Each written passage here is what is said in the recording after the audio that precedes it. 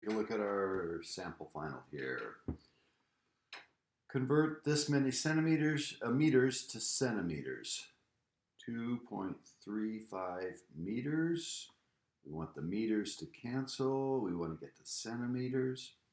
And you have to look at your note card and see that it takes 100 centimeters to make 1 meter. And so this becomes 235 centimeters. And you're going to be looking for the work. 3.5 square yards, that's yards times yards, that makes square yards, to feet. So I got to convert both yards. So I want the yards to cancel. I'm putting it at the bottom, and I'm going to put feet in the numerator. And it takes 3 feet to make 1 yard. That will get one of the yards changed for the square yards, and then I have to do it again to get the other yard changed. And so I got 9 times 3.5.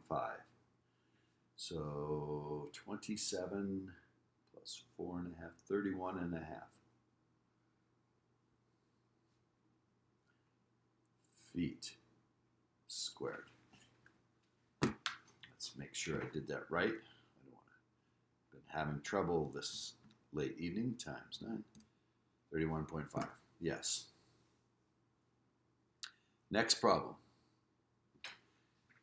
Traveling 87 feet in 0.61 seconds. What is the racer speed in miles per hour? 87 feet per 0.61 seconds. I need to change the feet to miles. So I'm going to put feet in the denominator and miles in the numerator. 5,280 feet make 1 mile. So the feet are gone. Now I got to get the seconds into hours. And since the seconds in the denominator, I got to put them in the numerator so that they'll cancel. And I'll go to minute. And 60 seconds makes 1 minute. Now I'm in minutes, and now I got to get to hours. So I got minutes in the denominator, so I got to put minutes in the numerator and hours in the denominator. And 60 minutes make 1 hour. So I got 87 times 60 times 60 divided by 0.61 times 5,280. So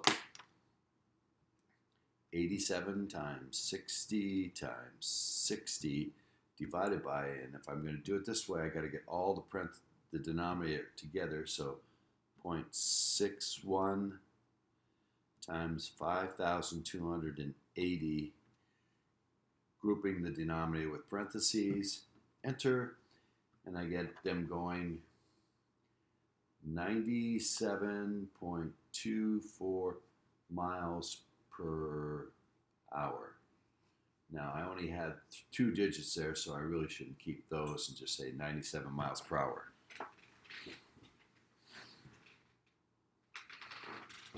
Okay, next one. The area of some glacier is 19 kilometers squared with a thickness of, so I'm going to take it times 0.035 kilometers. So I got kilometers cubed.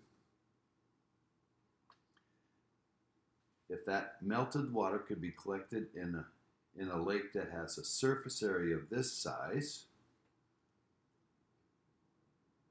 so this is the glacier. So let's see how much ice that is. 19 times 0.035, enter, is 0.665 kilometers cubed. Now, if I'm going to spread it over a lake that's 2,300 kilometers squared, I got to find out how much of a kilometer will go per square kilometer. So I'm going to take 0.665 kilometers cubed. Oh, and this is ice, so I got to first change this to water, which is going to be less volume, 5 divided by 6. So I can take this times 5 divided by 6, and I get 0.554 kilometers cubed of water. And if I'm going to spread it over evenly over 2,300 kilometers squared, I'll find out how many kilometers thicker it will be. So I'm going to take this and divide it by 2,300. Divided by 2,300, and I get 2.4 times 10 to the negative 4 kilometers is how much deeper that would be. How much would the surface of the lake rise in meters? So now I got to change these kilometers to meters. So I want the kilometers to go and meters to stay. So that's times 1,000 meters make a kilometer. So I got to take this answer times 1,000, and it's going to go up 0.24 meters, about a quarter of a meter. That's a little less than a foot. Okay. Next one. Oh, it's some of it. Man, this one got chopped off of my one here. Value of a new surround sound system is, after the year, the value had dropped to this amount. So new, the surround sound system was this, and after a year, it dropped to this price. Determine all of the proper uses of percentage as a fraction. The current value is 28% of the original value. It is 28%. I don't think so. That would be, let's figure that out. 1650 divided by the original value, 2,300. Current value is 72% of the original. Current value is 72% of the original. E is correct. The original value is 139% of the current value. Let's find out. The current value, the original value, 2,300, is what percent of, divided by the 1650, that's 139%. The original value is 139%. Original compared to the new value, 139% of the current value. So B is correct. Okay. And let's see. That's the only ones here. Now we got to get the less than. Those are the compare, the change. So how much is the change? Well, it went from 2,300 minus 1,650, so it went down 650. So if I take 650 divided by the original value,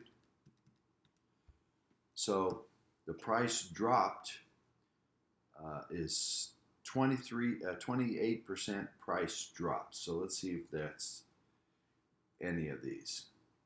The current value is 650 less than the original value, but that's not percentage that's changed, so can't use that one. The original value is 72% of, that's a fraction one. The current value is 72%. We already decided that one goes here as a fraction. The original value is 39% more than the current value. So let's find out. 650 divided by 1650. It's 39% more than the current value. So D works. The current value is 39% less than the original value. That is incorrect. And I think that's all of them. So there we go. Next page.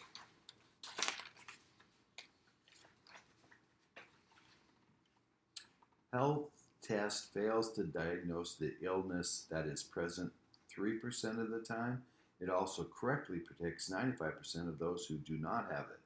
Consider a population of 20,000. Total people, 20,000. Where 300 have the illness. Do have the illness, 300. So don't have it would be the rest. 20,000 minus 300 is 19,700. Okay. Now, the test fails to diagnose illness that is present. So it is present here, and it fails to get that right. So it gives a negative test even though it should have given a positive 3% of the time. 3% of 300 is 9. Misses 9, so it must get 291 correct. 3% of 100 is 3, 300 would be 9. Okay. It also correctly predicts 95% of those that do not. So these don't have it, correctly negative, should come out a negative test, and 95% of these are right. So 19700 times 0.95 is, it gets 18,715 correct. So if we take, so it's going to get 5% incorrect. So 0.05 times it, it should get 985 incorrect. Then I could add across here, and that would be 6, 7, 11, 12. And add across here, 1, 8, 7, 2, 4. Okay. Fill out the table. Done that. Show the false positives and false negatives. False positive. Positive tests that are incorrect. And here's the false negative. 9 people that said didn't have it that really did. What is the chance of a person receiving a negative test result and not really having the illness? So they don't have the illness. So out of the 19,700, they're receiving a negative test result.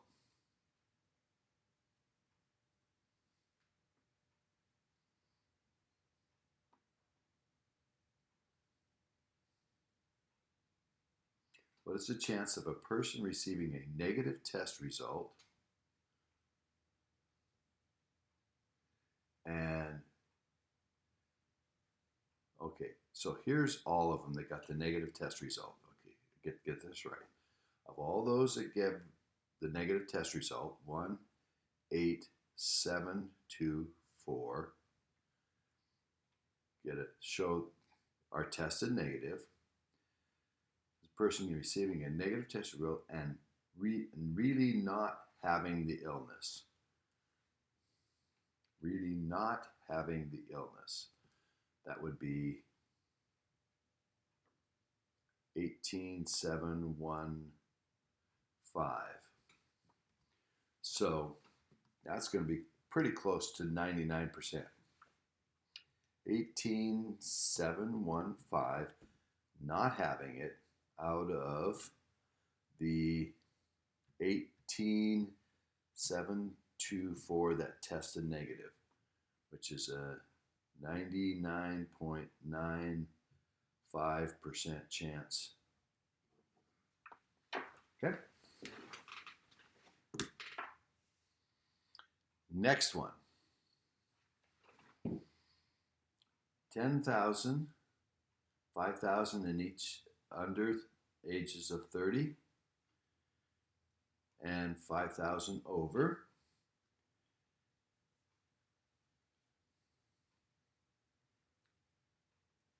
Is there numerical evidence that A is better? So let's be here. This will do overall here. So first of all, what percent were cured?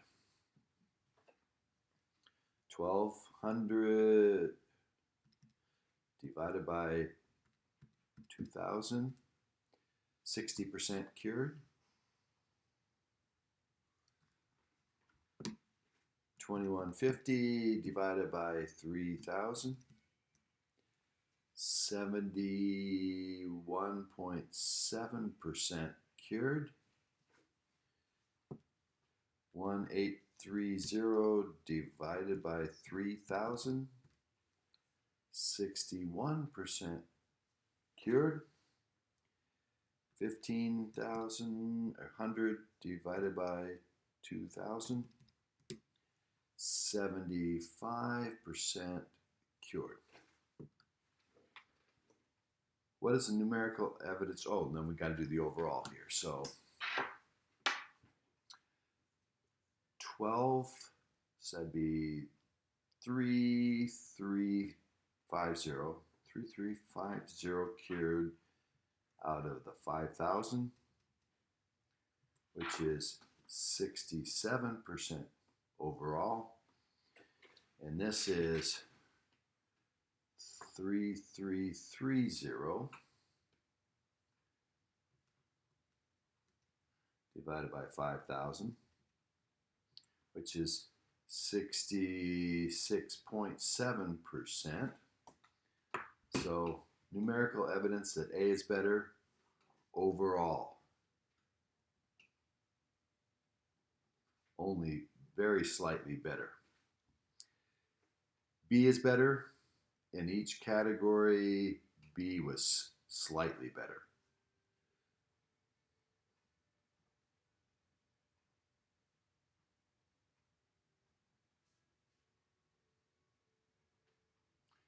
IES. By categories, B is better. Okay. Compare the investments. So, investing this month amount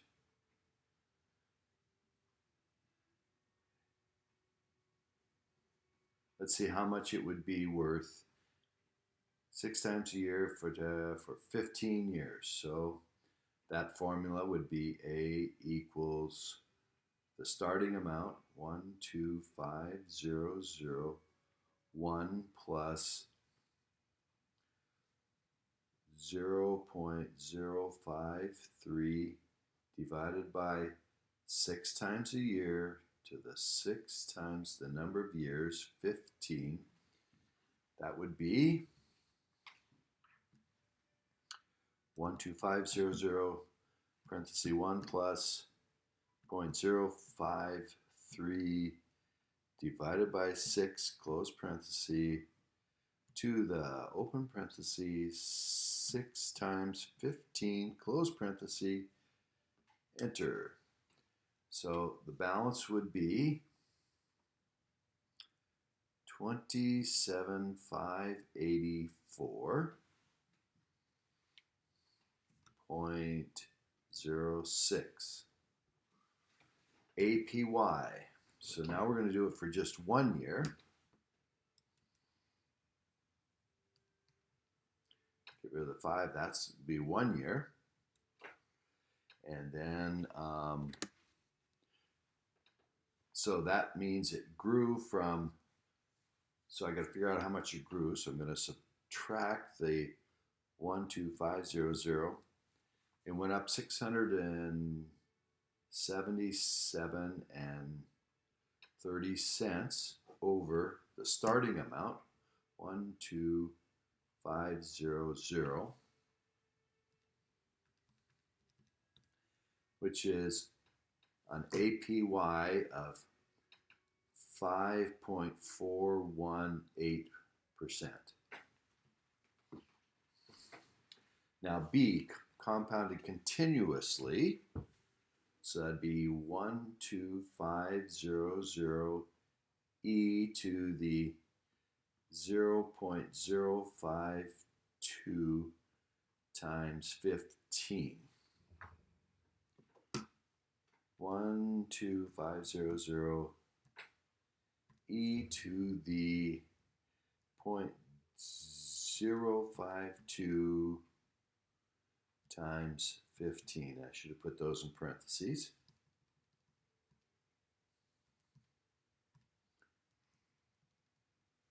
And I get, it would be worth 27268.40. And the annual percentage yield, so again I go back and change this to just 1 year and figure out how much that grew.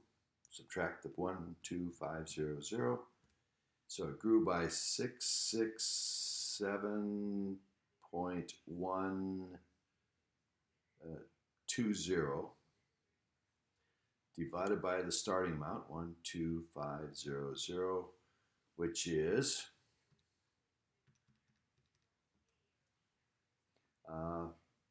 5.34 or 338. 338, I'll do that because I gave that.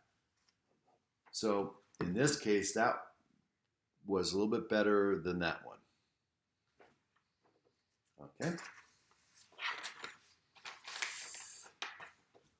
How much would accumulate in a retirement fund if monthly payments were paid into this? So this is the monthly payment formula. I need to pull that up here. Where did I put that? That formula page. This will be on your test, so you don't need to have these written down, but you do need to know what they mean. So here's monthly payments into a savings. So the amount I would have is equal to my payments of $300, parenthesis 1 plus the APR 0.045 divided by monthly to the 12 times 35 minus 1 over 0.045 over 12.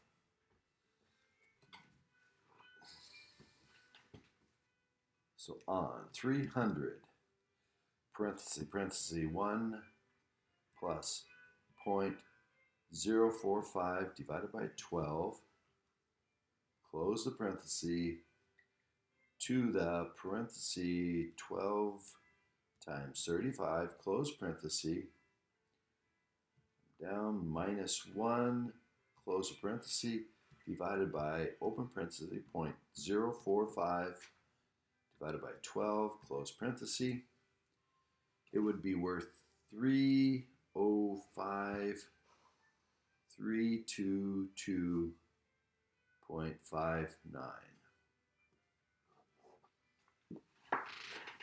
Pretty good little retirement nest egg. How much of a 15-year mortgage at this price could a couple afford with a gross monthly income of this, according to the 30% rule? Well, their payments can only be 30% of their gross monthly. So 5500 times 0.3 is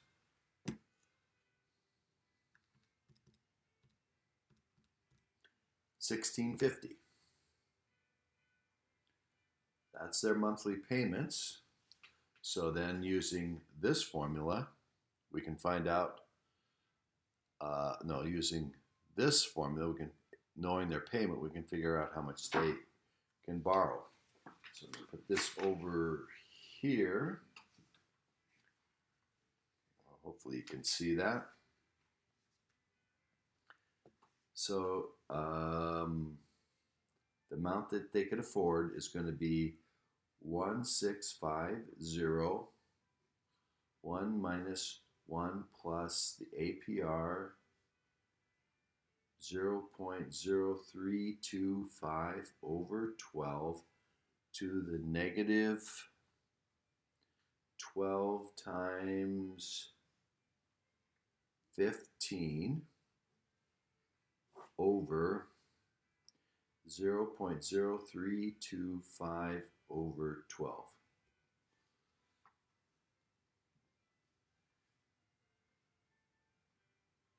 And they want to know the total cost by the time it's paid off, so I'm going to write that. That'll be 1650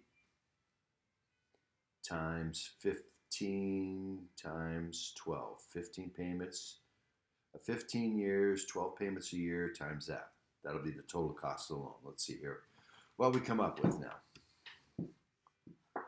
So the amount they can afford is going to be 1650 parenthesis 1 minus parenthesis 1 plus 0.0325 divided by 12 close parenthesis to the parenthesis negative 12 times 15 close parenthesis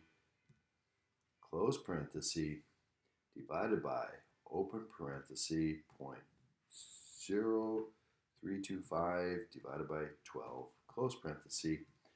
They can afford a $234,819 loan, and they will pay 1650 times 15 times 12,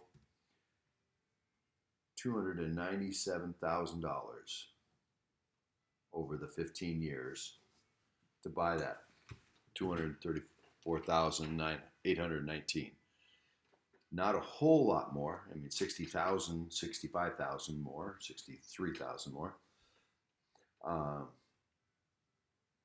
But 15-year mortgages are better if you can afford the payments. They're a little bit higher. Okay, winners. Runoff.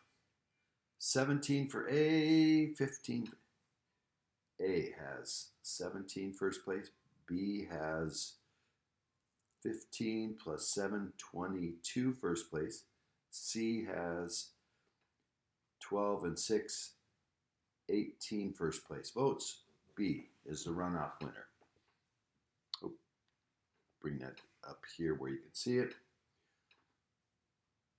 Oh, no, that's not runoff. That's plurality. A is 17. B had 22. And C had 18. B is the plurality winner, the most first place votes. Runoff. First place and second place. B and C would be runoff. B and C. B would get the 17. B would get the 15. C would get the 12 and the 6. And B would get the 7. B is clearly the winner. B is the runoff winner. B is the plurality winner.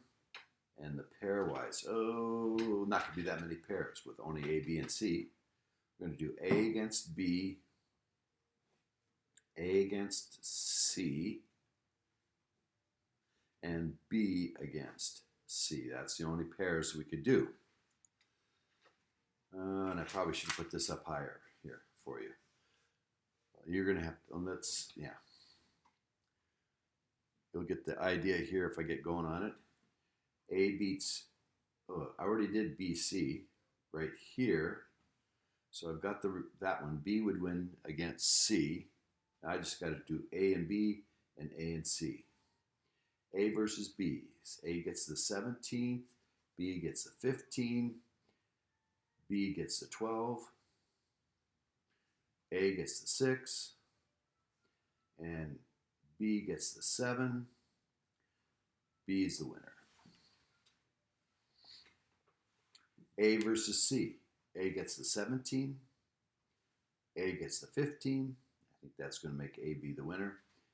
C gets the 12, C gets the 6, and C gets the 7. Oh, that might,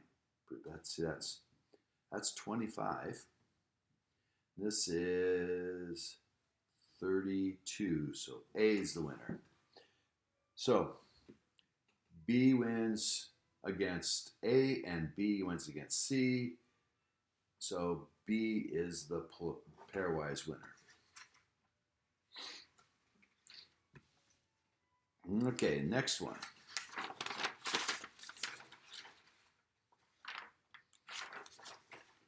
And this is very similar to the other ones. Let's see.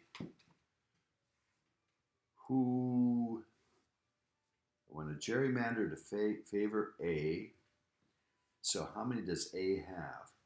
1, 2, 3, 4, 5, 6, 7, 8, 9, 10, 11.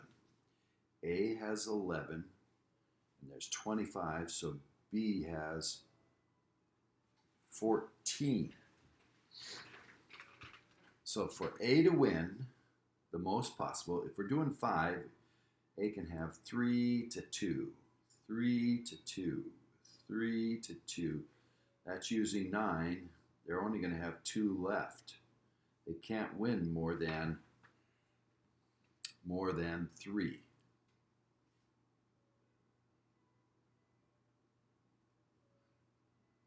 Okay? They could have 2, but then B would have 3, and then the rest there. So the max is 3 for A, and since there's 5 of 5, B will get 2. So we're going for A having 3, B having 2 wins, and we got to get 3 to 2 for the A. Well, there's a 3 to 2. That would be an A. Here's an A, 3 to 2. And now I got to get 3 to 2 again. I can do like that. And that would be an A. And I shouldn't be able to get any more. I got to do 2 more districts here. So I'll make it as close as possible for the B's by doing 2 A's there and 3 B's in here. So this would be a B. This one also goes to B. And there's the max.